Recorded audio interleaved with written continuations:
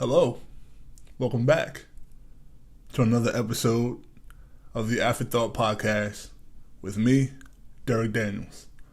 Now listen, first I want to wish everybody a belated happy Thanksgiving. I know a lot of you guys spent time this week with your family, with your loved ones, be it blood or not blood. And I want to encourage that. I want you guys to be with the people that you love.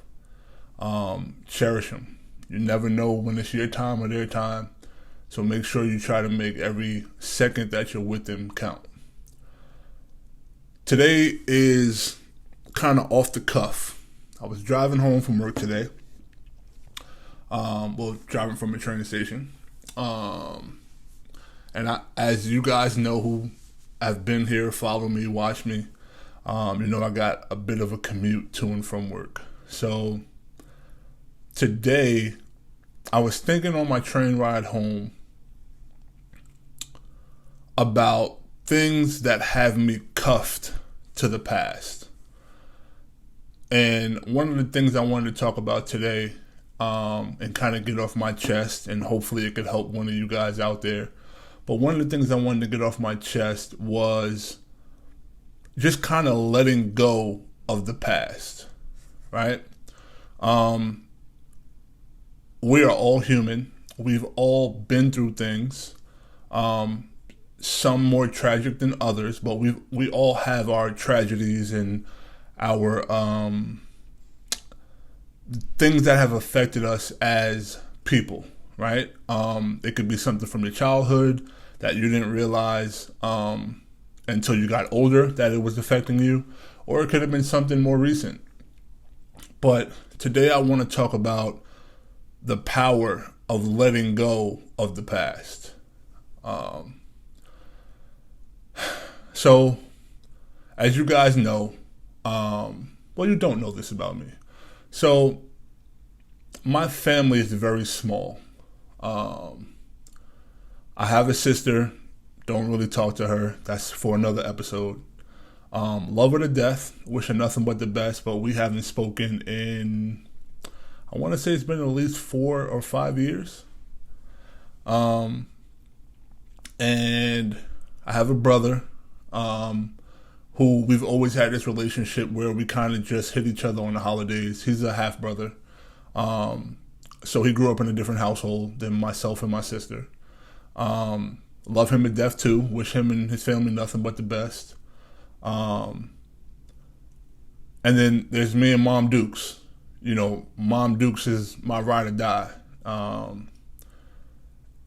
And it's always tough for me around the holidays because there was a time where I wanted my family to be together, right? I wanted uncles, I wanted aunts, I wanted my grandmother before she passed away, God rest her soul.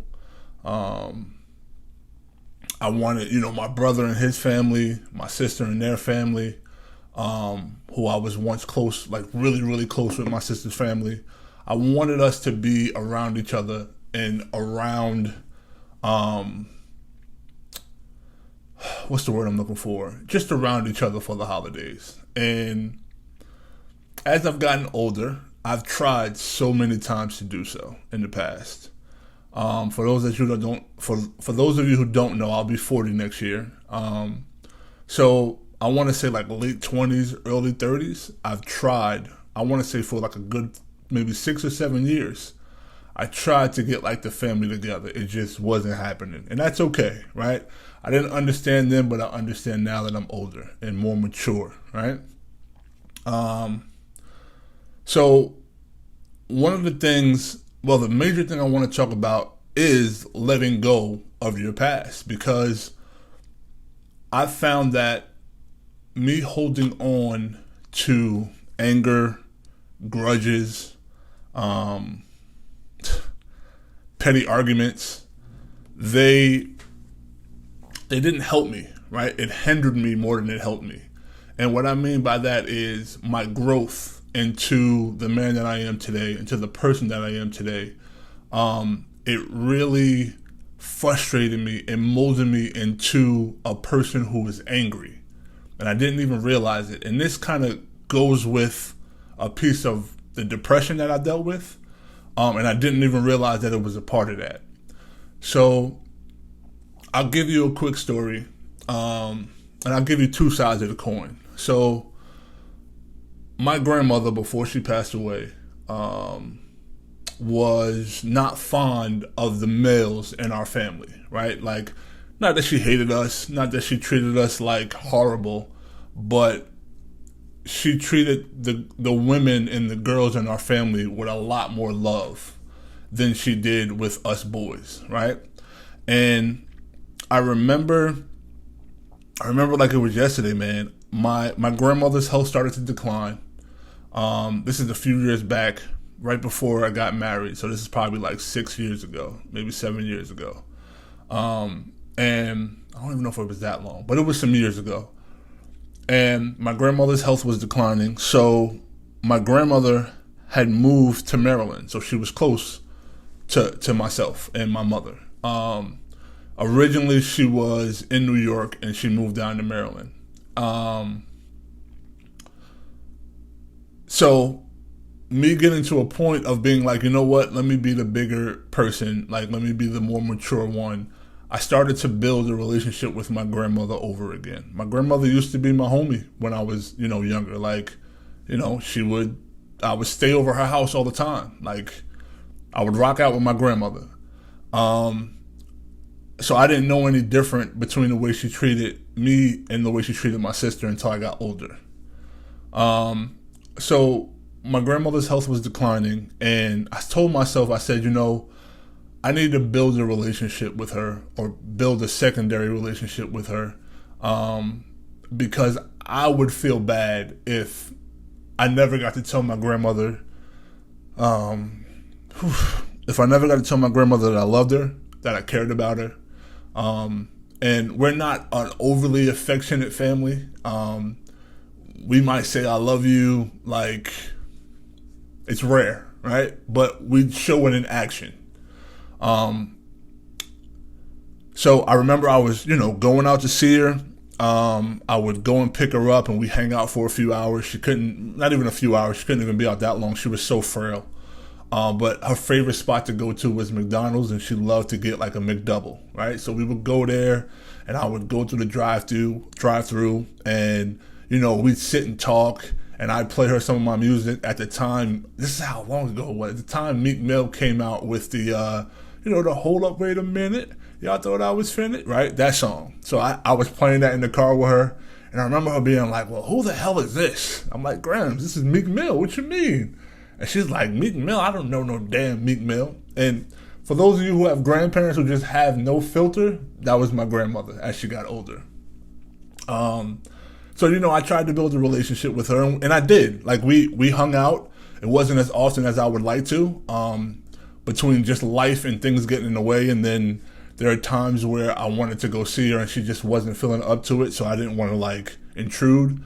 But I remember those moments, and I remember building that relationship with her, despite understanding how she felt about us boys in the family, right? Now, if I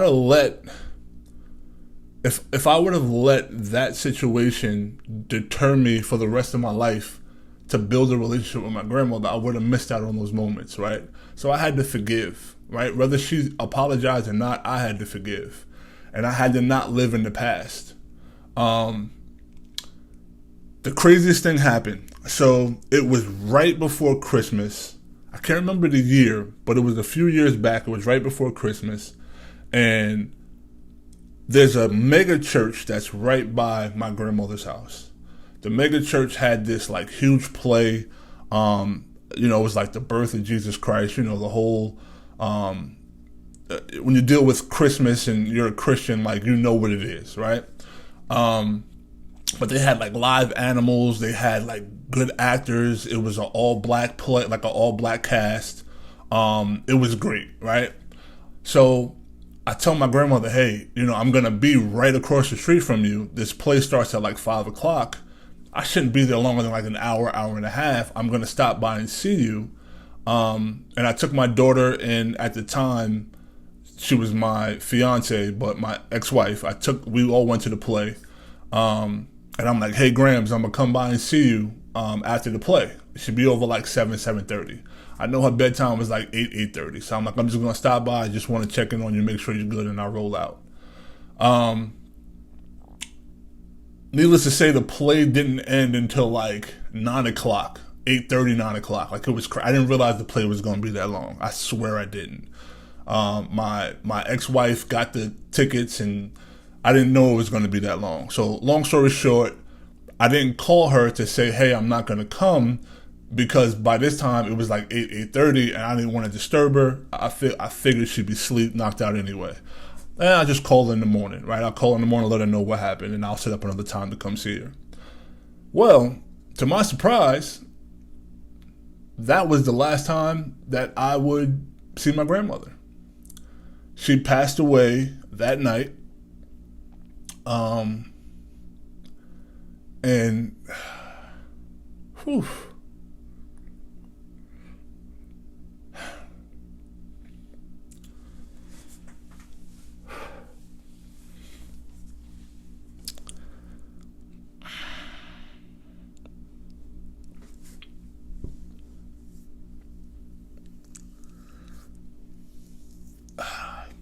so she passed away that night.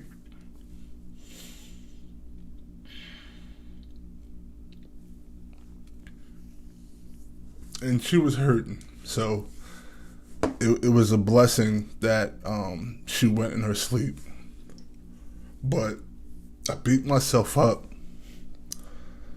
And this is me being so transparent. I beat myself up for not going over there that night to see her. I blamed myself for so long. Like, damn, you should have just went by to go see her. You should have just still stopped by. Even if she was asleep, just stop by. And I carried that with me for a while. For a few years. I carried that with me. But had I not made the effort to spend time with her, to get rid of all of the thoughts and the frustrations and the anger and the hurt from the past, I wouldn't have got to spend that time with her. And I would have missed out on a lot more. And I love my grandmother to death, man. And I know she's in a better place. I just bit my tongue. I know she's in a better place. And I beat myself up a lot for that. So that's just an example of me letting go of things that have happened in my past for me to be a better individual and a better man and a better person today. I haven't talked about that, like, ever. Now, dealing with family trauma, we all have, right? All of us have had some sort of trauma. I remember my upbringing. I remember, seeing my mom, work, 2 or 3 jobs to take care of me and my sister. And I used to wait at the door for my mom and try to, get a hug when she came in from work, thinking that, like, I know she probably had a rough day. I know she's tired. I just want to give her a hug. I haven't seen her all day, and to welcome her home.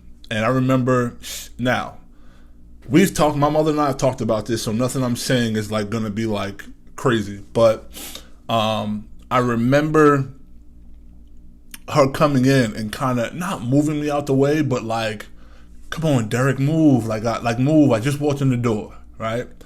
I didn't realize how much that has affected me as I've gotten older until a few years ago. Like, how, there's my mom, there's not really a whole lot of affection with my mom. We didn't grow up with a whole lot of affection. So it was a struggle in relationships for me to be affectionate. I didn't know why, right? But going to therapy, talking to someone and kind of figuring out and understanding what's happening and why it's happening has helped me out a lot. There are things that happened between me and my ex-wife that I had to get over and move forward. And I had to not dwell in the past.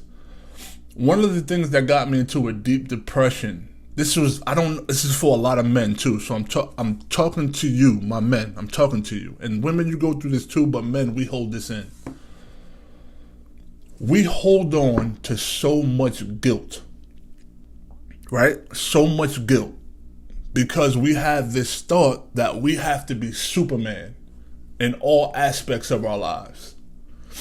When we make a mistake, we hold ourselves to a higher standard than anybody else. When we don't do things the right way, we hold ourselves accountable and our standards a lot higher than anybody else. There's nothing that anybody else can tell me that I've done wrong that I already know that I didn't do wrong, that I could have did better or do better. There's nobody in this world can tell me anything when it comes to that. You can judge me, you can ridicule me, you can yell at me, all that stuff I've already done to myself. Us as men, we already carry that weight before you even do it. We don't like to mess up, and I don't think anybody likes to mess up. As men, we dig such a deep hole that it's so hard to get out of. And what happens is that now the hole has now turned into like just a endless pit of regret and an endless pit of guilt. And when I say, brother, hear me clearly. Like, look at me in my face. Like, hear me clearly. Regret will kill you. Regret will kill you. Okay? It will turn you into a form of a man that you don't even recognize.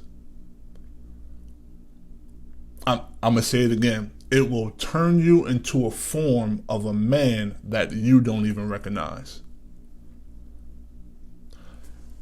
This is the reason why it is so important to not let our past dictate our future and to let things go. One of the things I've learned in my journey is that forgiveness is the strongest process, right? The strongest, not even process. For me, it's one of the strongest parts of the process. And what I mean by that is, I don't need you to apologize to me, right? I don't need to apologize to myself, but I do need to forgive you for what you've done to hurt me. And I also need to forgive myself for what I've done to myself. Forgiveness is huge, it's major. And we don't forgive ourselves. We don't forgive others. And it's not for the other person. It's really for you to be able to grow. It's really for you to be able to kind of breathe and debrief and say, okay, I'm going to forgive what has happened, from whether it's from myself or from another person. I have to forgive to be able to start the process of healing. Okay? Another thing that I learned as far as like having to let go of things from the past is giving people and myself grace. I don't give myself enough grace. I don't think us as men, forget men, I think us as people don't give ourselves grace. And I'm guilty of this. I'm 100% guilty of this. I am so grateful for the things that I have today and where I've made it to today from where I was a year ago and a year before that and a year before that. Like, God has gotten me through some of the toughest times in my life. I thought I was by myself, but realized as I got through it, He was there with me, right? But I don't give myself grace. We all make mistakes, right? Give yourself a little grace. Now, again, like I said, I am guilty of, again, I am very grateful for where I am, but I always want more. And I don't mean more in the sense of money, in the sense of, I just feel like there's more for me. Like, for Derek, there's more for me out there to do, I don't know what that is yet. And I'm pretty sure God probably hasn't given it to me yet because I'm not ready for it. Maybe this is a stepping stool for me to get there. And to be honest, me doing these quotes and this podcast and things of that nature, this might be the step. This might be the move. This might be what God wanted me to do. I get nothing but positive feedback from you guys, and I love you and I thank you. Like, I appreciate you guys for the feedback. Like, there's not one negative feedback I've gotten. I've forget the followers and forget all that stuff. It makes me happy, like genuinely happy, when people not text me, but hit me in the DMs or hit me under the messages of whatever post I put up and say, listen, I want to thank you. Like, thank you for that message. That to me, I could have 0 followers. That to me means more to me than anything in the world. Like, that means a lot to me. So maybe this is my calling. Maybe this is what I'm supposed to be. But I want you guys to understand it is okay to want more for yourself. It is okay to be in a space where you have gratitude for what the things that you have and the things that you're doing and where you are. But it's also okay to want more for yourself. It's okay. So grace is huge when it comes to that. And you want to make sure you give yourself grace, because we don't give ourselves enough grace. We beat ourselves up, and you guys have all heard the saying, I'm my own worst critic. You could be your own worst critic. That is 100% true. You can critique yourself so bad that it puts you in a hole. Some of them holes you can't get out of, man. Some of those scars that you're putting upon yourself, like you're doing that. Nobody else is doing that. You're doing that. Because you're not giving yourself grace. Allow yourself to forgive. Allow yourself to forgive and give you and others grace. So, that is my time for right now. And I know this might have been a little all over the place, but this was on my heart. I don't have anything written. I don't have any script. I don't have anything. This is all from my heart, right? And what I've been dealing with today and just what my thoughts were. I really encourage you guys to deal with your past traumas, how you need to deal with them. Try to find a positive outlet to do so, okay? See a therapist, right? Go to the gym, right? Talk to a friend. Talk to your spouse. Talk to your loved ones, right? What helped me was going to go see a therapist because they were a neutral party. That helped me. Maybe that could help you, right? So get the help that you need. Talk to someone. Give grace to not only other people, but to yourself. You're going to make mistakes, man. We're all human. We're not going to do everything right.